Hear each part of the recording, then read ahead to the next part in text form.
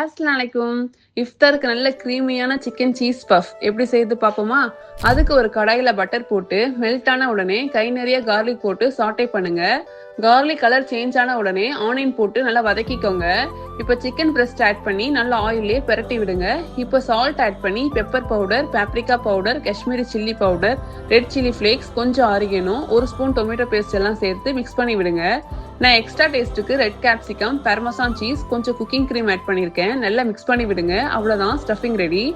இப்போ puff pastry ஷீட்டில் சென்டரில் ஃபில்லிங் வச்சு மேலே தாராளமாக மொசரல்லா சீஸ் ஆட் பண்ணி அதுக்கு மேலே இன்னொரு பஃப் பேஸ்ட்ரி வச்சு ஃபோர்க்கால சைடு ஃபுல்லாக டைட்டாக லாக் பண்ணுங்க. இப்போ மேலே நைஃப் வச்சு லைன்ஸ் போடுங்க. அப்போ தான் சீஸ் உள்ள நல்லா மெல்ட் ஆகும். இப்போ பேக்கிங் ட்ரேல ரெடி பண்ண பஃப் பேஸ்ட்ரி வச்சுட்டு எக் வாஷ் கொடுத்துருங்க. இப்போ 180 டிகிரி செல்சியஸில் 15 to 20 மினிட்ஸ் பேக் பண்ணி எடுங்க.